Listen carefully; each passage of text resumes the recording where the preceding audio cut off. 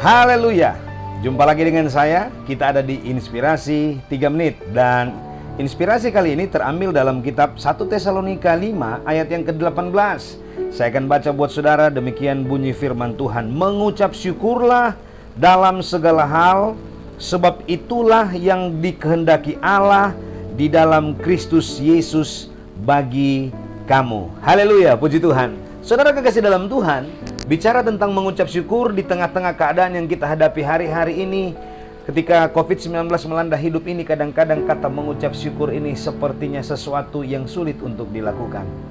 Tetapi mari di kesempatan saat ini kita melihat satu dorongan kebenaran firman Allah lewat kitab 1 Tesalonika 5 ayat yang ke-18. Kata mengucap syukur ini adalah merupakan kata benda abstrak yang ditulis dalam verb Yunani menggunakan kata Eucharisteo yang memiliki beberapa pengertian. Yang pertama, satu, berterima kasih. Yang kedua, bersyukur. Dengan berterima kasih dan bersyukur dengan apa yang engkau alami hari-hari ini, firman Allah ingin memberitahukan kepada kita supaya saya dan saudara mengalami hal-hal yang ajaib dan luar biasa, boleh keluar dari permasalahan yang kita hadapi. Ketika COVID datang bagi saya dan saudara, ekonomimu mungkin diperhadapkan dengan goncangan, usahamu diperhadapkan dengan goncangan. Tetapi Alkitab ingin memberikan penekanan kepada kita, walaupun goncangan itu datang, walaupun krisis itu datang bagi saya dan saudara, bagi usahamu, rumah tanggamu, bagi pekerjaanmu, tetaplah mengucap syukur.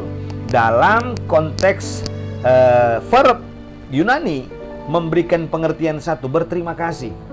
Tetaplah berterima kasih. Yang kedua, tetaplah bersyukur dengan keadaan itu. Kenapa? Karena ketika saya dan saudara tetap berterima kasih di tengah-tengah keadaan tidak baik, tetap bersyukur di keadaan yang tidak baik, mari kita melihat apa rahasia atau apa faedahnya bagi saya dan saudara ketika saya dan saudara tetap mengucap syukur. Mari kita melihat satu kebenaran dalam kitab 2 Tawarik pasal 20 ayat yang ke-21 hingga ayat yang ke-26. Di sana ada satu cerita ketika Yosafat mengalami keadaan di mana keadaannya tidak diperhadapkan dengan keadaan yang menyenangkan. Tetapi ketika Yosafat mulai menaikkan pujian syukur kepada Tuhan, Alkitab mencatatkan bahwa dia mengalami kemenangan dalam hidupnya.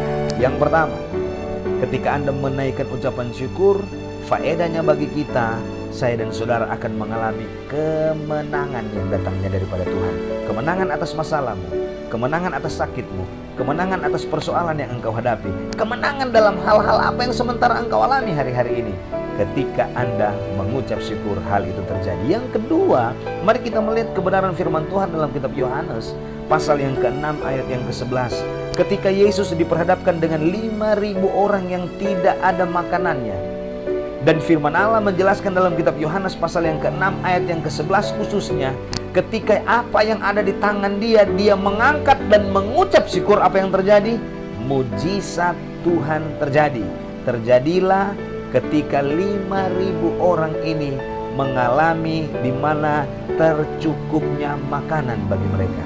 Saudara kekasih dalam Tuhan, apapun keadaanmu, apapun yang engkau sementara alami, yakinilah ketika engkau menaikkan ucapan syukur, mujizat Tuhan terjadi. Dua ayat ini memberikan penekanan kepada saya dan saudara. Satu, dalam kitab 2 Tawarik, bahwa ada yang namanya kemenangan.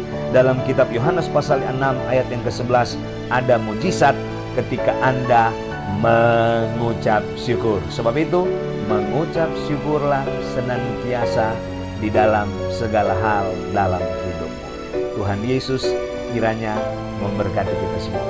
Amin, amin, amin.